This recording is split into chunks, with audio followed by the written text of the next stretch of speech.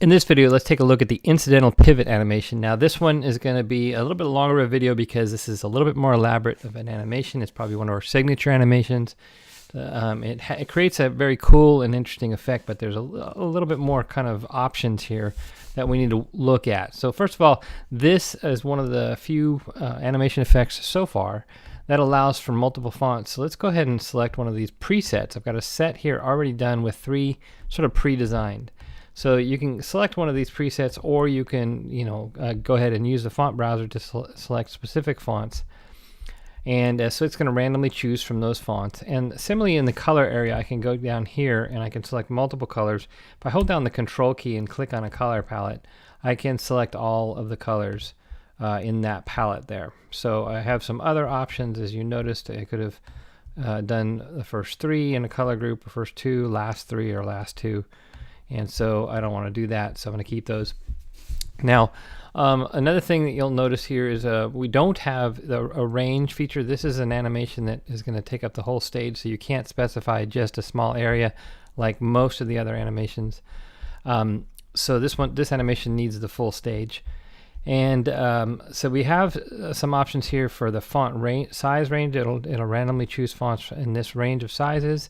You have minimum, maximum lines per text block. That's something you can experiment with. Maximum characters per line. Pause at the end of a sentence, just kind of a little bit, just if you want it to be a little bit more legible. You can add or not have a drop shadow. You can fade out at the end of the block, and you can specify the amount of time that would take. Now, another thing that we can do here is when we're up here, if I go, here we go, you can complain because, let's see, about rose bushes have thorns. So I can, if I do that, these two are going to both be along the same line, but a double space is going to do a rotation. So I'm going to add a rotation there, or just because thorn bushes, let's see, how about thorn bushes have roses, we'll put that have on a separate line. And then let's do one more space here, and we'll do the author, Abraham Lincoln. So let's go ahead and animate that and see what it generates.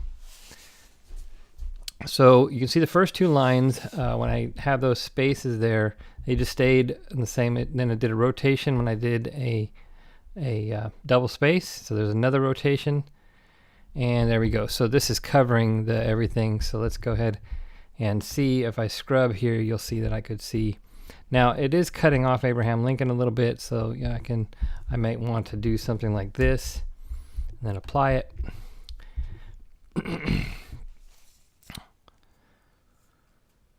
So it's really, we're getting some cutting off, and so I might want to adjust that a little bit here and there. Abraham Lincoln, there we go. So like in this particular case, I might want to have thorn bushes. Let's do something like that. And I can play with it, and the nice thing is I can just keep kind of playing with it until I get the animation effect that I want. So there we go, and then it's going to turn because thorn bushes have roses. There we go. So it's a little bit better. Everything's on the stage, and there we go. So we have a nice effect. Everything kind of is legible and so forth. So that's how you want to work with it.